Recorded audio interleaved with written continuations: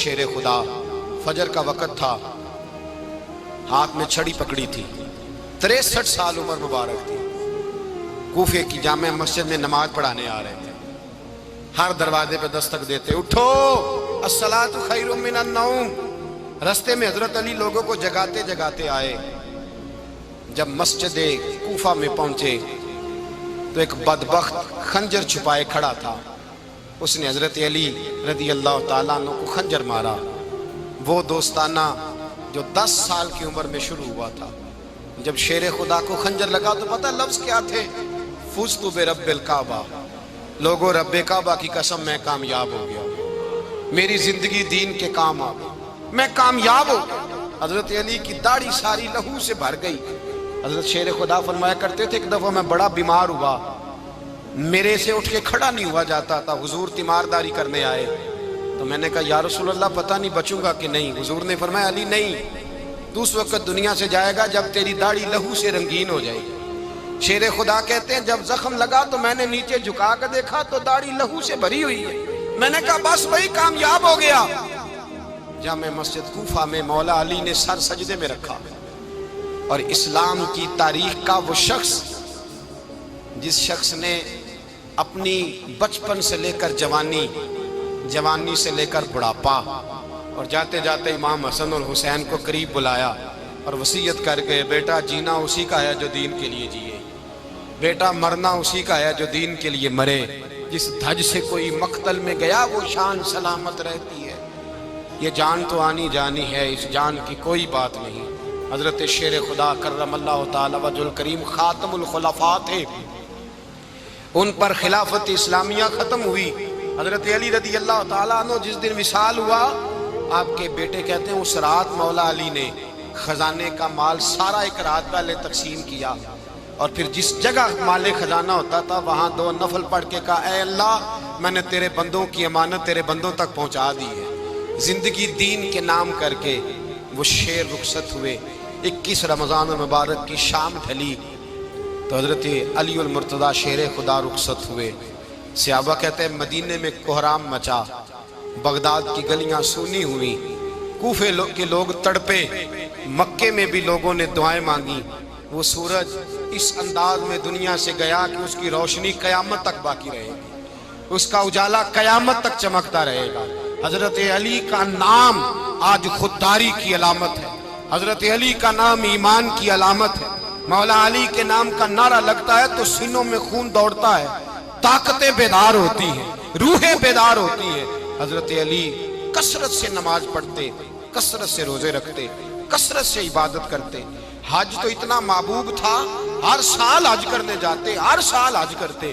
حضرت مولا علی شیر خدا رضی اللہ تعالیٰ عنہ کا عالم یہ تھا کہ باوجود غربت کے، باوجود غریبی کے، گھر میں کوئی شے، اور یہ جان بوجھ کے غربت اختیار کی تھی ورنہ تو مالک تھے کون ہے، باوجود فقر اختیاری کے حضرت علی رضی اللہ تعالیٰ عنہ کے دروازے سے خالی کوئی نہیں جاتا تھا۔ ایک سائل مسجد میں مانگنے آ گیا، مسجد میں مانگنے آ گیا تو حضرت علی نماز پڑھ رہے تھے۔ ایک طرف حال یہ ہے کہ حضرت علی کو تیر لگ گیا، ایک جنگ میں 2-3 تیر لگ گئے تو حکیم کہنے لگے حضرت آپ کو درخت کے ساتھ باندھیں گے پھر تیر نکالیں گے ورنہ تو آپ بڑا تڑپیں گے۔ حضرت علی فرمانے لگے ضرورت ہی کوئی نہیں، جب میں نماز کی نیت باندھوں تو نکال لینا، مجھے پتہ بھی نہیں چلے گا۔ ایک طرف حال یہ ہے، ایک طرف، اور دوسری جانب کیا حال ہے؟ ایک مانگنے والا فقیر مدینے آیا تو صحابہ اپنی اپنی نمازیں پڑھ رہے تھے، حضرت علی بھی نماز میں تھے، نماز میں ہی رب کے بندوں کا خیال آ گیا۔ حضور کی حدیث میں نے سنائی تھی نا، نبی پاک فرماتے ہیں میں اللہ کی نماز پڑھ رہا ہوتا ہوں پر بوڑھے کا خیال آتا ہے تو نماز چھوٹی کر دیتا ہوں، بیمار کا خیال آتا ہے تو چھوٹی۔ حضرت علی کہتے ہیں مسجد میں آ کے پکارا تو میں نے سلام بھی پھیرنے کا انتظار نہیں کیا، میرے پاس چاندی کی انگوٹھی تھی، میں نے فوراً اتاری اور نماز کے دوران ہی میں نے اس کی جانب پھینک دی۔ فرماتے ہیں اس سائل نے جا کے حضور کو بتایا حضور آج میں مسجد میں گیا ہوں، سب نماز پڑھ رہے تھے، کچھ ملا نہیں۔ حضور نے فرمایا وہاں علی نہیں تھے؟ حضور تھے۔ فرمایا پھر کچھ ملا؟ کہا حضور اس نے تو نماز پڑھتے پڑھتے بھی سخاوت کر دی، نماز پڑھتے پڑھتے بھی سخاوت کر دی۔ مالاں والے سخی نہیں ہوندے، کون پیسے والے سخی؟ میں نہیں دیا کھا، میاں صاحب کہہ رہے ہیں مالاں والے سخی نہیں ہوندے، تے سخیاں مال نہیں ہوندا، ایتھے اوتھے دعا جہان نہیں، سخی کنگال نہیں ہوتا۔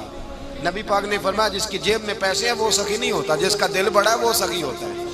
حضرت علی شیر خدا گھر میں 3 دن کھانا نہیں پکتا، پر جو آتا ہے وہ جھولی بھر کے لے کے جاتا ہے، وہ جھولی بھر کے۔ بھائی زندگی اس کی ہے جس کی دین کے کام لگ گئی، ورنہ لوگ وقت ضائع کر کے چلے جاتے ہیں۔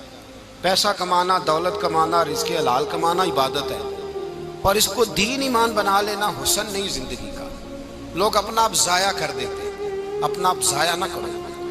شیر خدا کا محل کوئی نہیں تھا، پر لگتا ہے ساری کائنات شیر خدا کی جاگیر ہے۔ حضرت علی رضی اللہ تعالیٰ عنہ کا بینک بیلنس نہیں تھا، لیکن آج اگر اللہ کسی کو نور بصیرت دے تو وہ اٹھ کے دیکھے کائنات میں جتنا کچھ بھی ہے، آج پورے عالم دنیا میں، عالم اسلام میں حضرت علی کا ہی ذکر ہو رہا ہے، پوری دنیا حضرت علی کا۔ پھر اللہ نے فہم دیا، بصیرت دی، حضرت علی کو اللہ نے علم دیا۔ بہت بڑے عالم تھے حضرت علی، بہت بڑے۔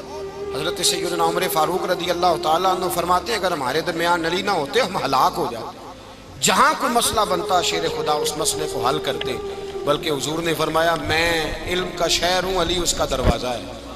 حضرت جبریل امین علیہ السلام آئے انسانی شکل میں، حضرت علی کے سامنے کھڑے ہو کے کہنے لگے علی سنا ہے آپ شہر علم کے دروازے ہیں۔ حضرت علی کہنے لگے میں نے نہیں کہا، یہ تو میرے رسول نے کرم فرمایا ہے۔ کہنے لگے چلو بتاؤ جبریل اس وقت کہاں ہے؟